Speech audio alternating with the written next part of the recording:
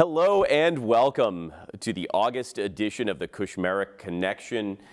Joining me today from the Workers Credit Union studios at FATV is Representative Kim Ferguson of Holden, and coming from the 1st Worcester District, Rep. Ferguson, Kim, thank you for joining me today. Thank you so much for having me. Absolutely, absolutely. So I thought we'd start today, and I think all too often we talk about the delegation, and you know, we throw that word around in our respective districts, and people don't always know what does that mean, Right. and who are the other people in the delegation. And so this is an awesome opportunity, I think, for my district and yours to get to know each of us and get to know how we work together and in what capacity. And so can you tell us a little bit about yourself and how long you've been in office and what made you run in the first place? Sure. So it's great to be here today with you, Mike. Thanks for having me. Of course. So I was elected in 2010. Have been a speech pathologist. That was my real job before this. Worked in special education and the education field. Never in a million years thought I'd run for state rep. I'm just going to put that out there. Was happily doing my work, and I had been a member of my school committee, the Wachusett Regional School District Committee, for 3 years. Moved on to become a selectman in the town of Holden. I think I was only the second woman ever elected select board member, so that was kind of interesting, as late in the time as it was. Did that for 8 years and really loved what I was doing. Really got into the municipal aspects of everything and budgeting and things like that. And then my good friend, Sheriff Evangelitis, who you know. Absolutely. Our current sheriff was the state rep for the 1st Worcester District. And he came to me at one point and said, you know, I'm really thinking of running for sheriff. Have you ever thought about running for state rep? And I said, absolutely not. No interest. I think that's always the first response, right? No, how not am I me. going to do this? I don't think I can do this. And my son was small at the time. He was 7. And congratulations, by the way, on your little guy. Thank you. Just about 2.5 months old. Yeah. So they grow quickly. They do. So he's now 20.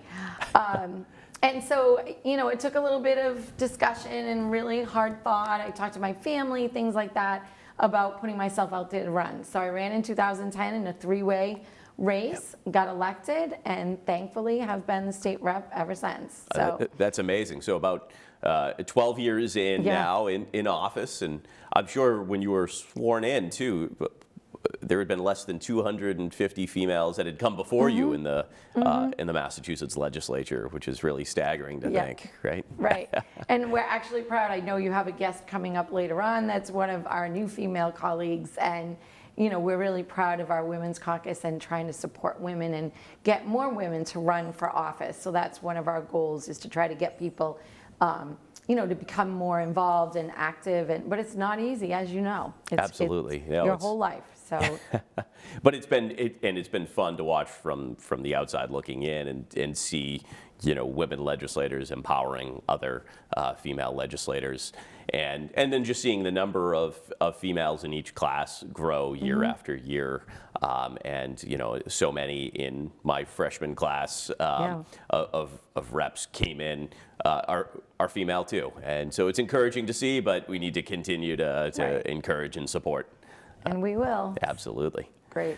So I think, you know, we talked about the delegation, and I think all too often people have this assumption that all government must look like Washington, D.C. Right. And that, you know, it's this partisan warfare, and there's the street battles and the knockout, drag-out fights. And well, occasionally that does happen. I think that's the rarity and the exception, not the rule.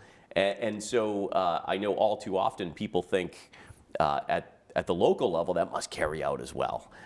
And I always assure people that's the exact opposite. Exactly. And in fact, some of the first folks to come up and really give me that hearty welcome and really try to help me transition into my role as a legislator were members of the local, you know, were locals of the local delegation and Republican members at that. Yourself and then Representative Harrington were among the first people to call and to meet with me and welcome me on board and offer help and resources. No, it's great. And it's funny, being the lone Republican now, I guess, in the delegation, right? It makes it interesting.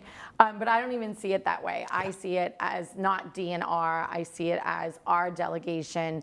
We work really hard for the district, the common North Central region and our own districts. And we have so much in common. I mean, I think people get into this for several reasons, but one of the reasons is they want to help people, right? And they want to make things better than they are right now. And we do that very well together as a delegation. I will say, not every delegation is like that. And I see that, around the state. They're not as cohesive as we are. And, there might be a little bit more infighting than we are lucky that we don't have.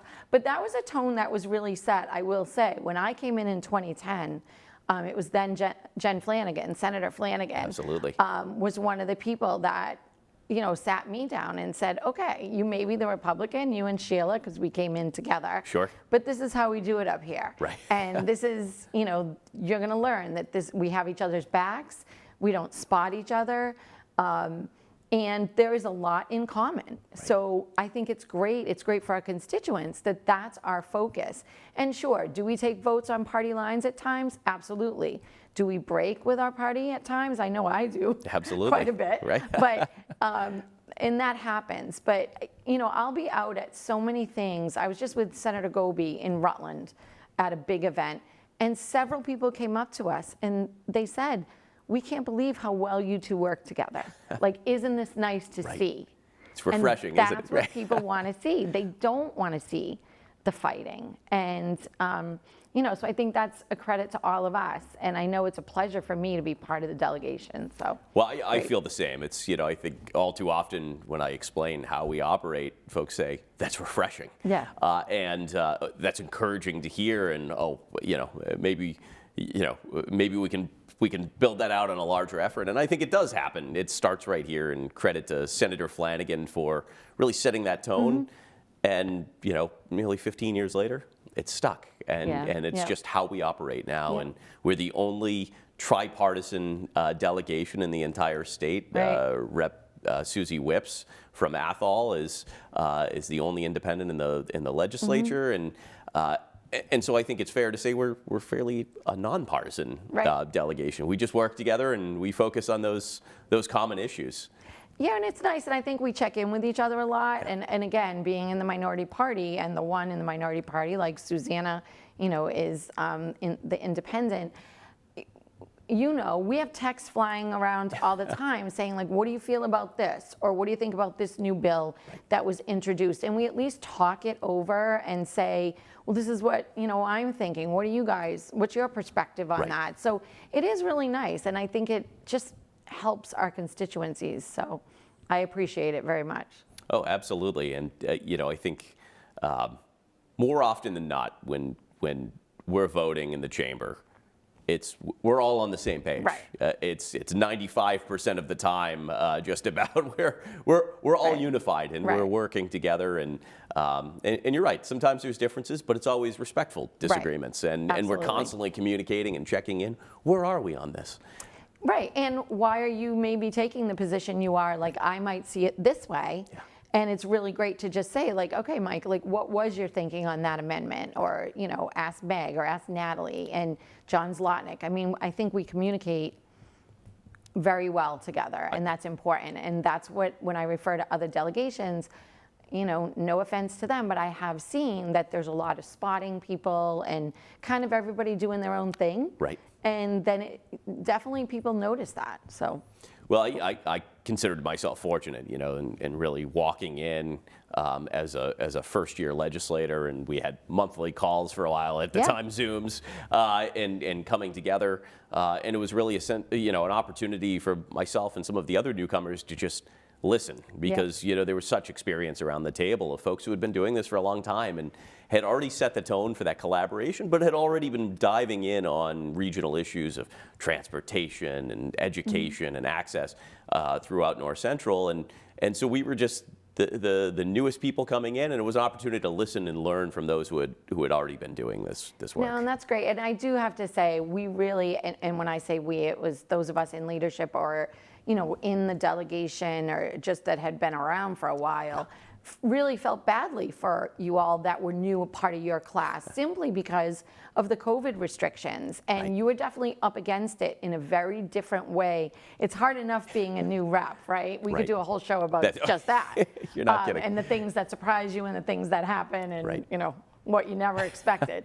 But you had that whole extra layer of COVID issues, restrictions, you know, very needy constituents that continued to need a lot of service delivery right away. Absolutely. And, you know, we did feel very badly for you and tried to support as much as we could because I can't imagine coming in at that time and being brand new. So you we had handled 80 it well, I can constituents. tell you that. By the time I returned home and got access to my email for the first time on swearing-in day, we had 80 constituents who were already in queue Mm-hmm. waiting for help and assistance on a variety of issues. And had it not been for yourself and Rep. Harrington and Rep. Higgins and Rep. Zlotnick, I don't know how I would have gotten, assistance to those constituents right away. And it was really learning.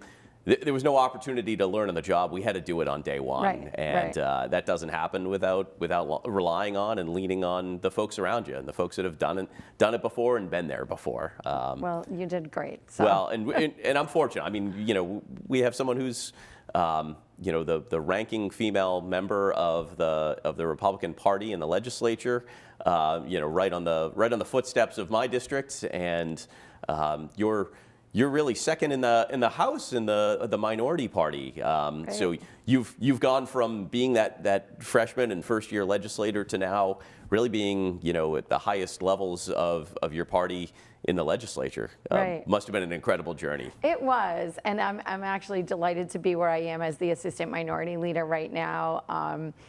It was an honor that Leader Jones asked me to take that position for this term, and it's a lot of work. I'm not gonna kid you. There's a lot of work, a lot of behind the scenes work, a lot of, again, just like in your party, right? A lot of leadership calls and working with other reps to try to solve problems, help them. We just did the big economic development bill over the last 2 days. And, my party is only right now 26 because we've had a few people leave, but dealing with all of their amendments and their questions and things like that. So, and there's a lot of responsibility just with the day-to-day operation. So it's been great, and I'm glad that I have that opportunity, and I can hopefully help our delegation some way with that as well, with just the direct line to leadership. So it works. Well, and I think, you're absolutely correct that the economic development package, I think, is a great example of that relationship, not only as a region but as a commonwealth between our parties. And yes, there are differences in terms of philosophies and ideologies, but at the same time, we came together, at the time of airing a few weeks ago to deliver what will be one of the most comprehensive tax relief packages in decades to the Massachusetts taxpayers and residents. And $1 billion being infused right back into the hands of our taxpayers. And that'll stimulate the economy, and that'll really help and provide relief to a lot of people who need it. And there's a point that you just made about that I did want to underscore too. And yes, this was a huge 2-day bill, which passed 154-0. So that shows you we were all on the same page on that. But people don't realize sometimes, and I know this is true of yourself and Rep. Kilcoyne, who's coming up in a little bit, and your other guests from this area, we spend a lot of time before we actually take that vote. That's right. Right? Going through the amendments. There were 869 amendments to that bill that we just did. And I think sometimes people think it's like formal session, and then they may see us out in public at an event, right? But there's so much reading and, kind of negotiating and studying and Well, we strive to talking. reach that consensus ahead of time, right? Where are the hurdles and where are the disagreements, and how do we work together before we get to the point of getting something to the floor? And even that tax package. I know Chair Cusick and the Speaker and Chair Michaelwitz, Ways and Means Chair, they spent I can't even tell you how many hours looking at what the governor had proposed, and he had some really good ideas, and trying to incorporate some of that in the bill, but still have the autonomy of the House and our version. So, that takes a lot of time and a lot of calls and meetings. And so we just don't pop out this $3.8 billion package. It takes months of planning and research and crafting meticulously the language to get to that point, to then put it to a vote and to get help to our residents. And I think that underscores, by the time we pass a bill, it's been weeks, months, or years of working on a bill and the language and the package that we're voting on. But this one's a good one. This one's really good for our area too, so it's good. Absolutely. A lot to be excited about, and I could not be more thankful to have such an amazing partner in you. So Rep. Ferguson, thank you so much for coming on the show, and thank you for all of your collaboration. Be glad to come back anytime, and you're doing a great job. Thank you. Thank you. Looking forward to it. Coming back, we'll have Alex Vera from the Fitchburg Rotary Club coming next. Stay tuned. I remember when. Fitchburg was the smallest town in the area, but by 1835, it had grown to be the largest town. By 1840 and 50, most Fitchburg residents had become abolitionists. Another early industry in Fitchburg that still continues today is scythe making. Women used to have to spin yarn and weave cloth themselves, but now it was being made in factories, cutting down and exporting its wood to build cities up and down the East Coast, and of course, for making paper. Starting in the 1800s, the population becomes much more diverse. Fitchburg Machine Works expanded widely. After World War II, Main Street was lively.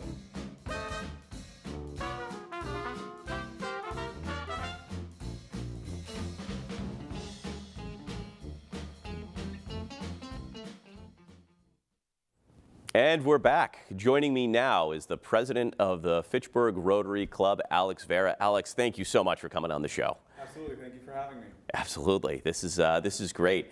And you've been doing some amazing work in our community, particularly with the Rotary Club, and looking forward to diving into that. But tell us a little bit about yourself, because this isn't your first foray into public service and volunteerism in our community. And tell folks a little bit about yourself and how you got to this point. So I was born in Leominster. I moved to Fitchburg in 4th grade, so I've been here ever since. And I graduated from Monty Tech, and I was always interested in helping others, and I started getting involved in politics, and then Rotary International knocked at my door, and that's when I really started getting involved in the community. That's fantastic. And how long have you been active in the Rotary Club at this point? It is 4 years now. Oh, that's outstanding. And so within that 4-year time frame, really, within 3 years of joining, then catapulted to the role of president. Absolutely. And it's cool because so Rotary starts their year in July 1st. So we just started a new Rotary year. And typically the terms are 1-year terms. So I just have been elected in my 2nd year now as president. So it really is an honor to be president of a club who is giving back so much to the community. And really, I mean, the history of the Rotary Club in Fitchburg, just the leaders at every level in our community, from our businesses and our nonprofit sector and our communities and our residents, really just coming together to forge a better community, a better region, and a better Commonwealth. And so, I think it's such a prestigious group, and it must be humbling at times to look around the table and see the breadth of experience around you. Oh, absolutely. I mean, we have former mayors, part of our club, and I mean, just Rotary International as a whole. I mean, it was founded in February of 1905 by a attorney in Chicago, Illinois, and so he pretty much founded Rotary International so that people of diverse backgrounds can get together and form meaningful relationships and share ideas. Actually, their first project ever was an outhouse in Chicago, Illinois. So and then it catapulted to 1.4 million members worldwide right now. 1.4. That's amazing. Absolutely. Wow. So the mission of growing from just bringing people together does every individual organization have its own mission, or is there a kind of the parent focus and then individual focuses of each local club? Right, so Rotary International has a motto, and it's service above self. So and that speaks, all for itself. I mean, we put service above anything else in the community. So, it doesn't matter, who you are, where you come from. If there's a need in the community, we will be there to help. So, and that's just the umbrella in Rotary. So all the clubs have to follow that, and, there's, Is It the Truth is one of our, it's one of the, I wouldn't say it's a lesser model, but it's a one of the core principles. Right, a core principle, exactly. So we all are guided by these principles. Is it the truth? Is it fair to all concerned? Will it build goodwill and better friendships? And will it be beneficial to all concerned? So we are truly just trying to help each other, grow. So, and we're not doing it for ourselves. We actually have to pay to be members. So, and all the money that we pay goes to, the administration, duties of Rotary International. And but anything we fundraise, 100% of that money goes to the cause that we fundraise it for. Sure. And speaking of fundraising, Rotary International, but Fitchburg Rotary as well has done just an outstanding job of fundraising for a cause that I think has really rose to just extreme prominence in the news. But I think even locally, there's so many of us who just deeply care about this issue. I'm wearing a lapel pin that has a Ukrainian flag on it. Right. Speaking of the invasion of Ukraine by Russia, which is forced the deaths of thousands, if not tens of thousands, of innocent civilians, really forced millions of Ukrainians to flee their country, to have to leave with nothing but the shirt on their backs. And today there are millions of Ukrainian refugees who are resettling around the world because they can't return home safely. And as of filming, the aggression continues, and we're seeing that it's really no longer a strategic war. They're leveling cities and bombing schools and playgrounds and kindergartens and hospitals. And it's just really this extreme tragedy. And it's, when the invasion first took place, I think we saw it on the news every day. Right. But as the days and the weeks pass, it left from the news. But the need only continued to grow for the refugees, for the conflict itself, for the Ukrainian armed forces. And really, I was just amazed to see Rotary stepped up. You guys stepped up quick, and you've been fundraising ever since. Tell us a little bit about what you've been up to and what Rotary International has been doing to help with this situation. Absolutely, and you're right on, Michael. It's a tragedy what is going on right now in the Ukraine, and all our hearts go out to all those Ukrainian people, and we actually Fitchburg, the Rotary Club of Fitchburg, actually was one of the founding sponsors for the very first Rotary Club in Ukraine. So we do have a deep connection with Ukraine. But so Rotary International has different funds, and we have one that's called the Disaster Relief Fund. And so how it works is pretty much if there's a disaster, it could be war, it could be natural disasters. So different clubs can apply for funds. And so what happened in our district, and we have a district comprised of 50 clubs in Massachusetts, we applied for a district district fund, a district grant, I should say, I'm sorry, for the disaster relief fund. And it was a $25,000 grant. And because that was the maximum we could apply for because Sure. we weren't facing the disaster. It was for, someone else. So, but in applying for that, we were able to raise over $125,000 from our district alone to go to help the Ukrainians. But overall, so $125,000 raised from North Central Massachusetts Right. to help folks on the ground in Right. Ukraine. Exactly. Outstanding. And so overall, Rotary International has donated over $15 million for the relief of Ukraine. And so it just goes to show the power when people come together, for a common good, and how fast things can get done and how much money we can raise. And so I mean, it's really outstanding, the fact that there's people all over the world that really care and want to help make a difference. Well, I think you live and breathe that motto, service above self. Thank you. And so how do folks who are tuning in, who may say, yeah, this is great, I trust the Rotary and it's a reputable organization and I'd love to make a contribution to help with Ukraine, how could folks do that? What's the best mechanism? So I would say you can go to, you can visit Rotary.org. It is Rotary International's website, and there you can learn about all the different grants and all the different, humanitarian aids and projects that are going on all around the world, because Ukraine is not the only one. Right. There's projects going around all over the world that people are in need. I mean, I think being an American citizen, we kind of take for granted, the day-to-day life. We have access to everything, and there's people around the world that don't. I just came back from our convention in Texas, where there's people from all over the world, and to hear the amazing stories of the great projects that are doing all around the world, it was very humbling, and it's like, whoa, we're not doing anything nearly as impactful, but.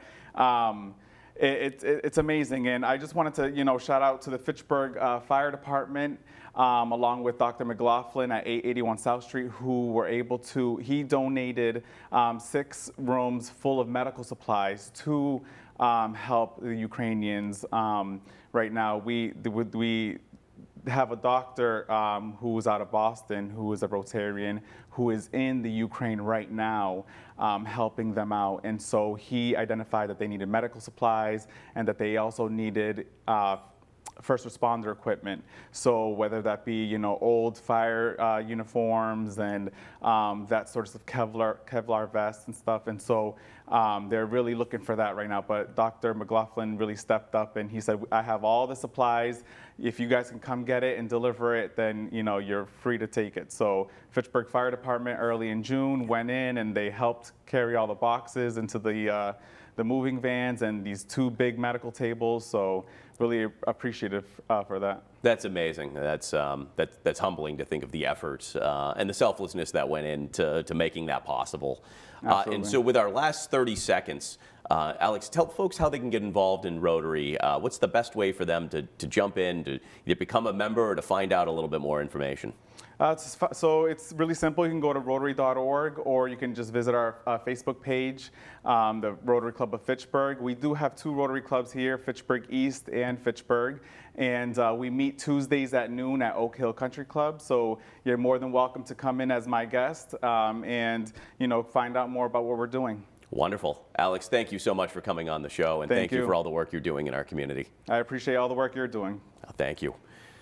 To our folks at home, thank you so much for tuning in to this week's episode of the Kushmerek Connection, filmed from Workers Credit Union Studios. Thank you to our partners at Fitchburg Access Television for all of the work that they do. And stay tuned for next month's episode. We'll have on Representative Meg Kilcoyne from Clinton and Jim Latanzi from Hollis Hills Farm. Thank you, and we'll see you soon.